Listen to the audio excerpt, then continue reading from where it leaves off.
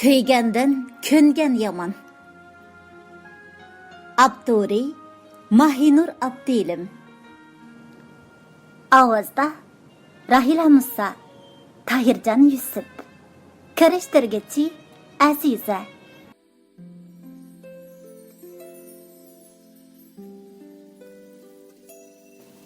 Altıncı kısım.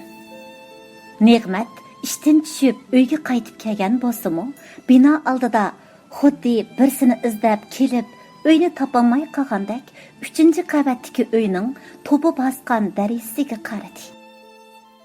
Shu topda uning uyga faqatli kirgisi yo'q. Lekin kirmasa bo'lmaydi. O'g'li o'sha uyda dadasining yo'liga qarab o'ltiradi. Ne'mat uyga kirganda Yashar ustalga kitoblarni yeyib olgan bo'lsa-mu, kitobga qara haplisi yo'q. Beshini ustalga qo'yib olgan edi. Dadasining kirganligini ko'rib, chiroyiga ozroq kulki shukirdi. Lekin dadasining qo'lidagi yaltiroqqa o'ralgan go'shtni ko'ribla, yana qapiga to'rilib qoldi. "Yana bozordan akagan tomoq yeymizmi?" dedi Yashar bezorlik bilan. "Men tomoq etib bersam o'xshamabdi deb yemisan. Amiz qandoq qilaman?" dedi Ne'mat bechora holda. Shu topda go'shtni o'zining yegisi yo'q edi. Ne'mat o'zining balalik qilib sog'inini to'nib yetganda bakli kechikkan edi. U Shirnoyning soyisini qo'g'lishib, Beliqiz bilan ishpash tortishib yurganda o'zini rostilla Shirnoyning vasliga yetgandek his qildi. Cho'ng shaharlarda yashab, oliy maktab tarbiyasi ko'rgan Beliqiz Shirnoydimi nazokatlik, xuluqliq edi. Ne'mat ajrashib, o'g'lini elib kelgandan keyin Beliqizga rasmiy yo'sinda to'y qilish taklifi qo'ydi. Shu chaqda Beliqiz o'zining eg'ir o'pka kesili borlig'ini, maybusining chang to'zangning kesiliga ziyonliq ekanligini, tamoq etish emas, hatto mayning busining yenida bu turolmaydiganligini, shunga necha yillardan beri tanho turmush kechirib kelganligini aytdi. "Tomoq degan qanchalik muhim ish edi?" dedi Ne'mat. Hozir xizmatning oldirashchiligida uyda tomoq atkilimi kimning cho'lisi? Uningdan xotirjam bo'ling. Tomoq masalasini o'zim hal qilaman. Yana bir ish. Mening sayohat umidi bilan chet elga chiqib sayohat qilish arzuyim bor. Bu uzun yillik arzuyim. To'y qilsam o'sha arzuyimga yetolmay qolamanmi deb qo'rqaman. Bu arzuyimizga o'xshaydi ekan. Mening shunday arzularim bo'ladigan. Odamning turmushi xotirjam bo'lmasa, orzularimi to'zib ketadi ekan. Bu arzuyimizga birga yetamiz. Ular oxiri nikohlanish guvohnomasi elib to'y qilgan bo'ldi. Ne'mat Yasharni elib Beliqizning 3-qavatdagi kichik ham oddiy uyga ko'chib keldi. Ammo har qancha qilibmi Shirnoy bilan visol topgandek tuyg'uga kelanmadi. Uy shu qadar oddiy bezalganki, bir yosh ayolning emas, qo'lidan hech qanday ish kelmaydigan bo'ytoqning vaqtliq turalg'usiga o'xshaydi. Qachonla qarasa, chinidek pokiz turadigan, nafis yasalgan uyda yashab ko'nib qolgan Ne'matning ko'ziga bu uy zodila sig'may, to'ydan keyin Beliqizga uyni ozroq jabdushni maslahat soldi-yu, o'ylamag'anlar javobga erishdi. "Oyay, uy degan yetib uxlag'ili bo'lsa bo'ladi-ku. Uy zinnatlash, latiputiga, chini qochqishlarga pul xarjlash deganni-chu, kallasi qatimal, sapasiz xotinlarning ishi. Chet elliklarga qarab beqing, hech kim uyim, bolam, kalam deb paypaslab yurmaydi. Bizning bu yerda ba'zilar texi puli bo'lmasa qarz bejirib, uyni bo'la bo'lmas sinnatlab, chini qochqucha, zaruriyatsiz chaqchuqlarni yig'ib olib, ya yigini chiroyiga, ya kiyigini o'chisiga chiqmay sarg'ayib o'tishadi ekan. Men shu pulni yig'ib qo'yib, chet elga sayohatga chiqaman, jahon ko'raman. Mening uy yasash bilan faqatla xushim yo'q." Dastlabda kallasi qizib ketgan Ne'mat tamoq etish degan qanchalik muhim ishdi, bo'ldi, o'zim hal qilaman deb maydasiga urgan bo'lsa-mu, aradan bir oy o'tmayla bu ish oiladagi muhim bir masalaga aylandi. Dastlab to'g'u pachiqiga, tayyor cho'pga amroq Yashar opsi zo'lab yegizdigan un tamog'idan qutulganiga xush bo'lib ketdi. Beli qiz kunda degidek uni yutlab chiqib, u yaxshi ko'radigan tayyor yemekliklarni ep berdi. Ammo bu uzoq davomlashmadi. Beli qizning idorasi jiroq bo'lg'achqa tushdi kelmaydi. Kechda ishdan tushib bozordan o'zining ziyon qilmaydigan tamoqlarni yeb olib, ondan uyga keladi. Ne'mat tamoq etilmaydigan uyning bu qadar mehri so'quq, ko'ngilsiz bo'ladiganligini faqatla o'ylamagan edi. Kichikkina oshxonadan bo'ron uchib turadi. Tayyor cho'pni yeyverib, uningga qarasimi ko'ngli elishadigan bo'lib qolgan Yashar ishkaplarni, to'nglatqularni aqtirib qo'yadi. Ayol kishi qozon beshiga bormasa, to'nglatqudimi nim bo'lmoqchi edi? Ne'mat ep kelgan go'shtdan sovib ketgachga, jimbilliq ko'rg'i silib isitishga to'g'ri keldi. Go'shtdan isib, g'ur bilan qo'shilib, uyga mazalik qiymaliq tomoqning hidi taqidi. Shu asnoda beli qiz ishdan tushib kirib keldi. Voy apamay, nim puraq bu? Dedi u burnini etib. Mana bundaq busning ziyon qildiganligini bilasiz-ku? Voy ishik darizlarni echivding-a? Voy beoram bo'lyapman. Buni qandaq bustigili bo'lsin? Dedi Ne'mat. Tamoqning purqiga shu. Men mushikamga kelgicha tamoqning purqining odamga ziyon qilganini anglab boqmadim.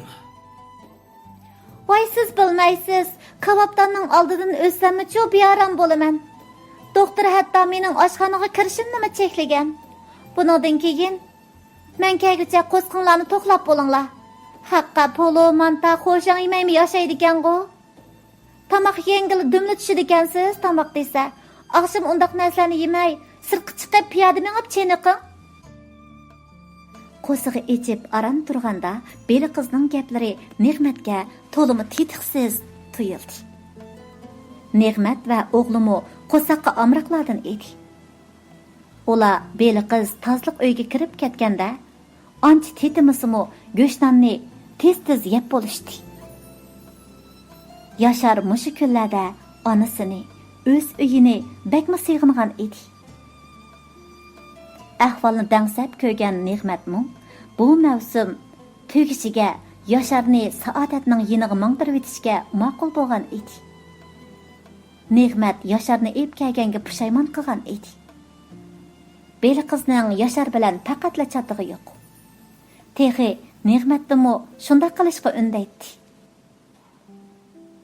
Balaning ko'ziga kirvamang, bo'lmasa balaning tafakkurini bo'g'ib, o'ziga bo'lgan ishonchisini yo'q deb etasiz. Bu degan Jungo ma'rifatiga bir xatolik.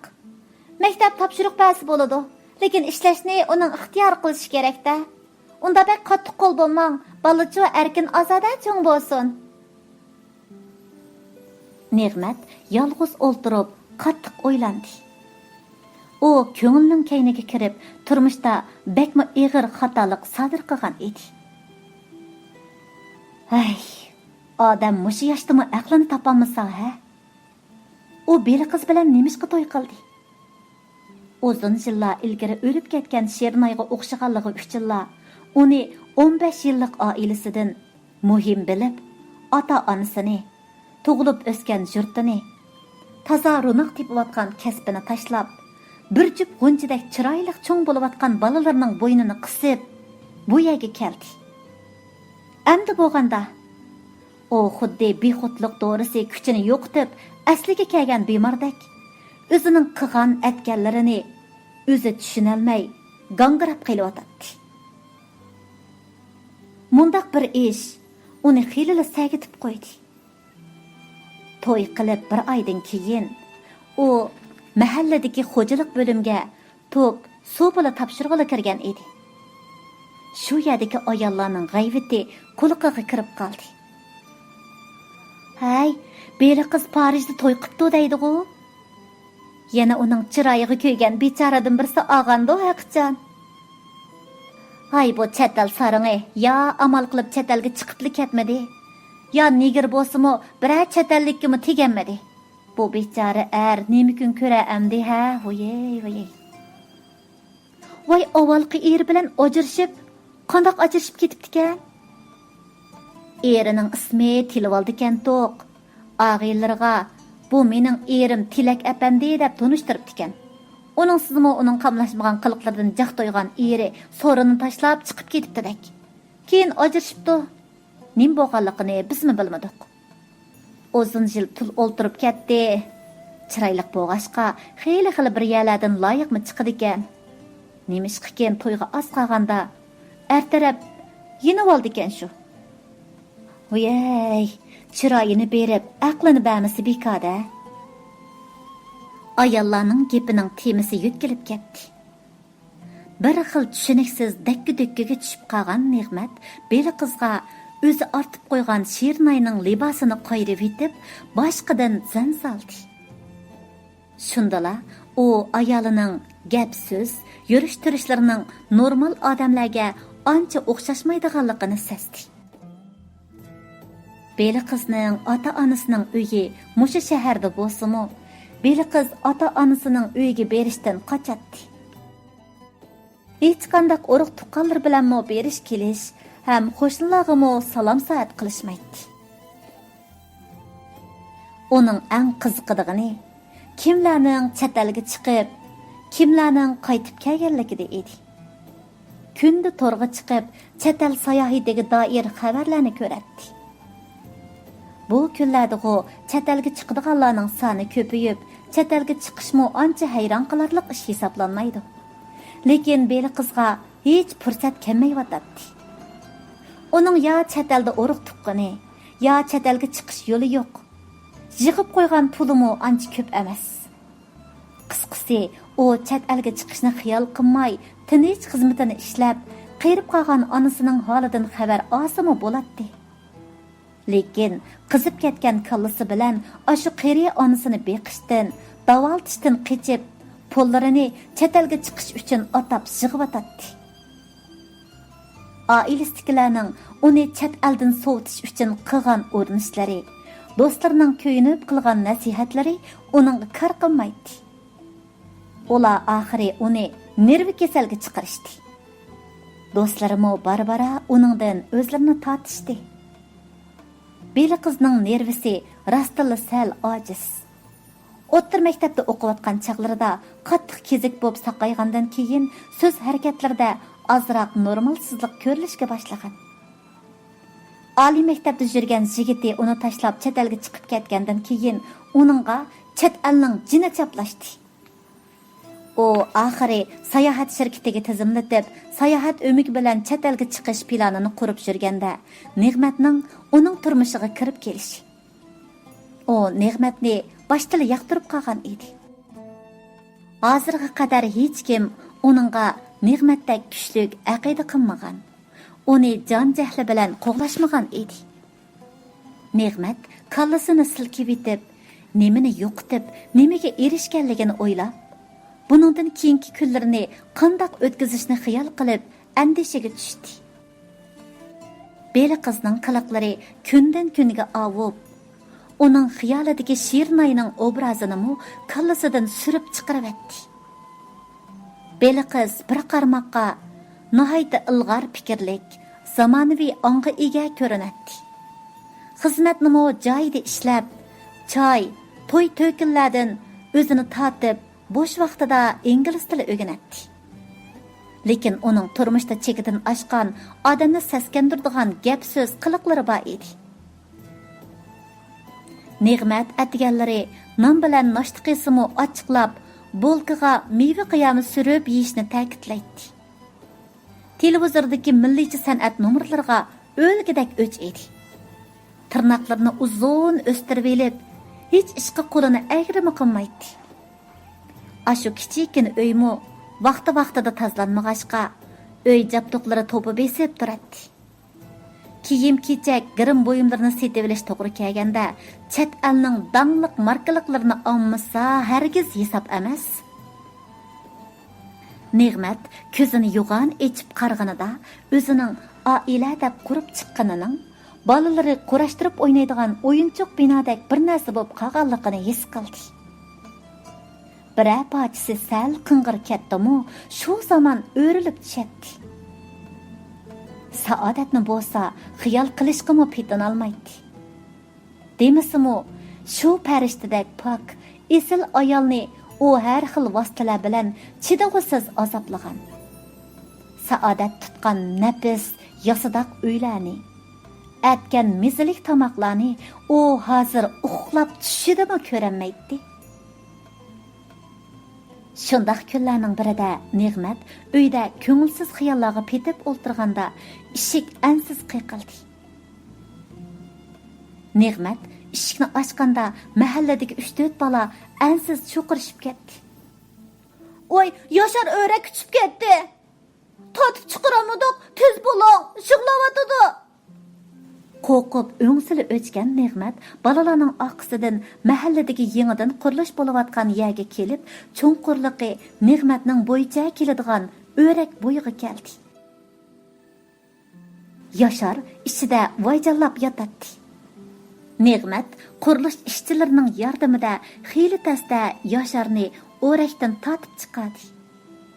Yoshar yerga dasiyapmidi. Mas'uliyat qurilish o'rnida bo'lg'ashqa, ularni jiddiylashib, shu zamon Yosharni doktorxonaga opadi. Balaning puti sungan bo'lib, operatsiya qilmasa bo'lmaydi. Garchi Ne'mat operatsiya jarayonida butun kuchi bilan o'g'lining holidan yaxshi xabar olgan bo'lsa-mu, lekin Yosharning og'zidan onsa tushmaydi. Sunuqning og'riqi kechisi bak qo'zg'alsa kerak.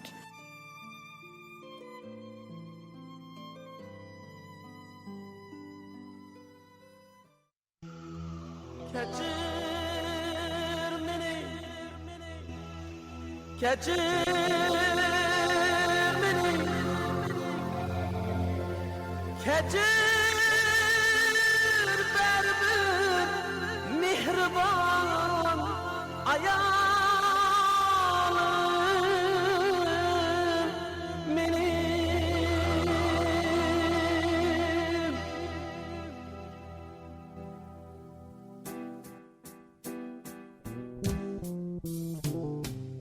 Endi bilsem seninsiz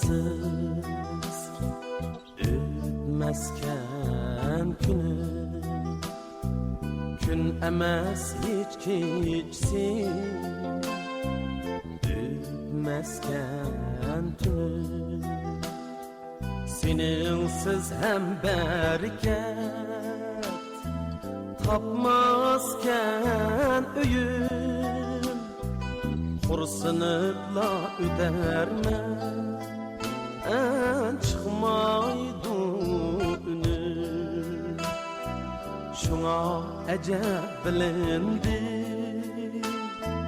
kımmıdın seni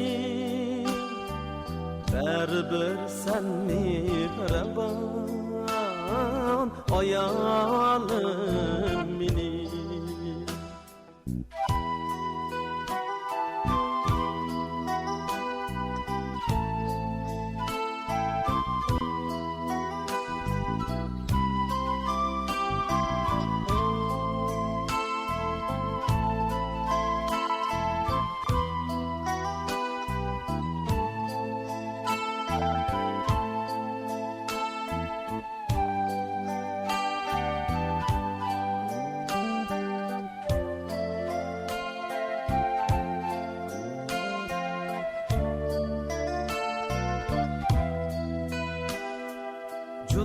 Nurum tutkanda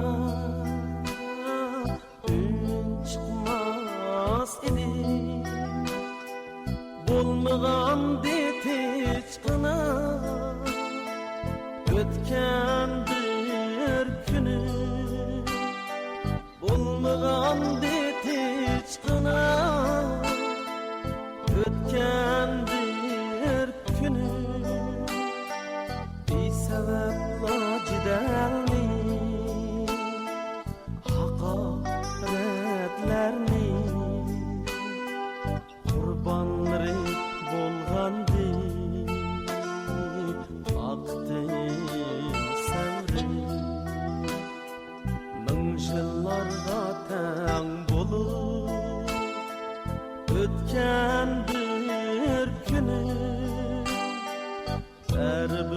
sen mihraban ayalım meni.